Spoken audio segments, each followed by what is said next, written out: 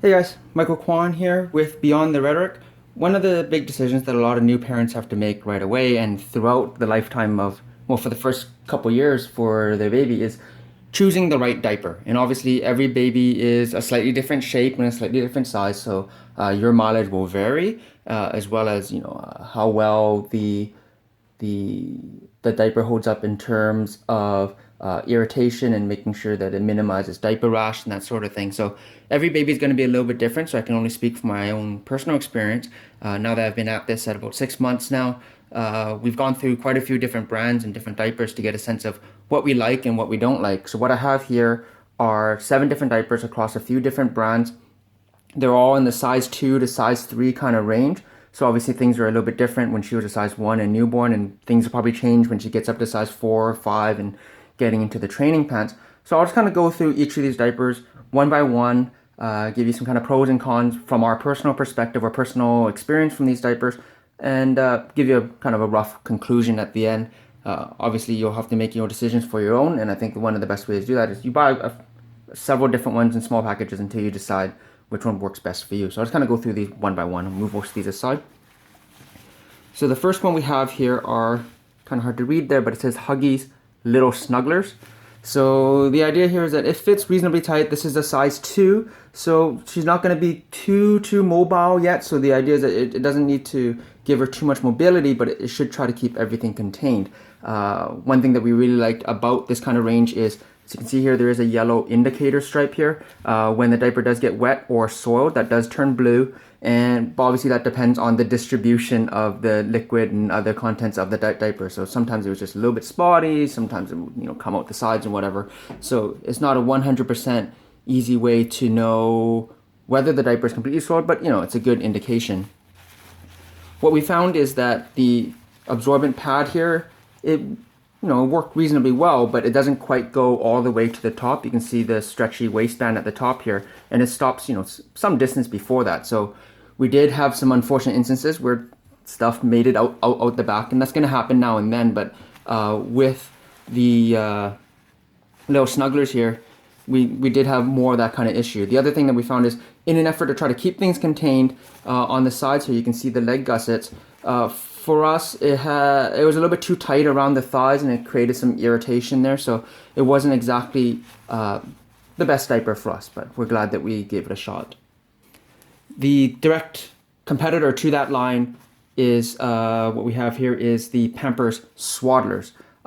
It's very similar to the little snugglers in a lot of ways. You still get the yellow indicator stripe here. Obviously, you're going from Winnie the Pooh to Sesame Street branding, but that's neither here nor there. And you can see the indicator stripe go all the way through here. The quilting material is quite different. You can see there's kind of like a 2-layer kind of idea here. There's like a mesh before it gets to the absorbent layer, so it helps to wick some of it away from the baby's body somewhat. And we found that worked quite well. You notice that the leg gussets here don't stretch out quite as far as the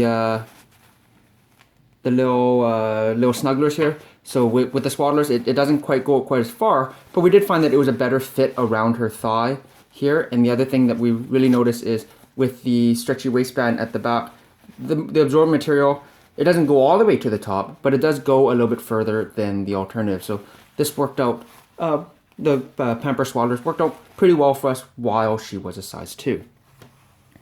Moving up into size 3, the two big brands, or the two main ones here, is you have the Pampers Cruisers, and then you have the Huggies Little Movers. So the idea is that when they get up to size 3, that's starting at about 16 pounds, they're going to be much more mobile. They're going to be rolling over, they might start crawling, so they need to provide a little bit more mobility.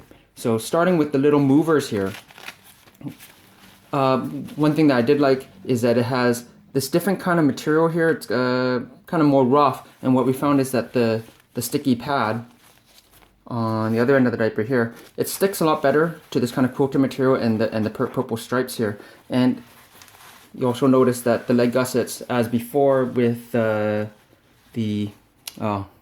my train of thought there. With the Huggies Little Snugglers, is the leg gussets do stretch out a little bit more. You can find that it's a little more stretchy, and there's more of a pocket here to kind of keep things contained. So for us, the leg gusset there worked pretty well. But again, the same issue as before. The absorbent pad stops quite some distance before the top of the waistband, so you may have some issues with keeping everything contained out the back. But in terms of looking out the sides, it worked out reasonably well. And then the alternative here is called the Pampers Cruisers. And again, it's very similar, and it's kind of a continuation of what we had before, but the absorbent material ends a much larger distance from the top there, and it didn't work out quite as well for us so far. It also has a completely different kind of pattern here. So in terms of Huggies and Pampers, those are kind of the main products as you move from size 2 into size 3. We started looking at some more, I guess you could say, alternative brands, and we decided to give PC Green a shot. And this is kind of the in-house brand with Royal Canadian Superstore and Loblaws. And we wanted something primarily for overnight. We wanted something a little more absorbent. So this is appropriately enough called the PC Green Super Absorbent. I don't know how green it is in terms of the eco-friendliness of it, but I think that's what they're trying to go for with the PC Green line. And even though the absorbent material doesn't go all the way to the top, what we found is that the absorbent material itself worked really well. It doesn't really have the mesh and the wicking, but it's just like a straight absorbent pad. It doesn't have any kind of heavy scents or anything that we don't want to have. And we found that the gussets worked quite well. There's still, the pocket is not quite as deep as the others, but it seems to work very well. And it keeps it mostly contained overnight. When they get a little bit older, this is a size 3 here, when they get a little bit older, and there's a higher chance of there being a fuller diaper by the time she wakes up, right? So we were really impressed with the PC Green. We didn't have the highest expectations in terms of in-house brands. When she was a size 1, we tried the Kirkland diapers, and we weren't a big fan of those ones from Costco. It worked for some people, didn't quite work out so well for us, and I was quite impressed with the PC Green. Kind of going with the eco theme, this is the 7th generation diaper. It's called 7th generation. You can see they went with a brown color, which is obviously very different than all the other diapers that are white, and they're going with kind of the eco-friendly kind of theme. And in terms of absorbance, it didn't do the best. And the thing that really bothered me the most is that the sticky pads up here, they tend to stick to the material like this, and you end up having to like tear at it to be able to get it to connect to the front portion here. And that got really annoying getting the diaper on when you were doing a diaper change, and also the lack of absorbency and the lack of keeping things sealed in was an issue with the 7th generation diapers, and they're not exactly all that cheap either. Another alternative brand, or lesser known brand that we tried, is called Naty, and it's from Sweden. And this is the most expensive diaper that we purchased. It cost a little bit more than the other main brands like Huggies and Pampers. But you can tell right away when you're holding it is that the material is much thicker. You can tell that it's higher quality materials. The sticking material was great, and it feels like a better made diaper. This is something, again, that we tried primarily for overnights, and the absorbance was quite good.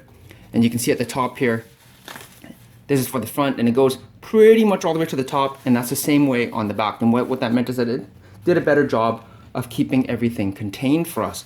And that was something that I really liked about the Naty. But again, it is a little bit pricier than the other diapers, so that is something that you want to bear in mind. But I think that they use more natural materials, it's better built, and like you definitely get a better sense of it being a higher quality diaper, especially compared to something like 7th generation, which is a little bit cheaper than Naty, but still more expensive than Huggies and Pampers, and we weren't really all that impressed with that one. So kind of summing everything up, every diaper is going to be different for every baby, but for us, personal favorites, I really liked the Naty. The fit and finish was good. It isn't heavily scented, so we didn't have too many issues in terms of having allergic reactions to the perfumes and things like that. You can tell that it's very high quality, but it is a little bit more costly.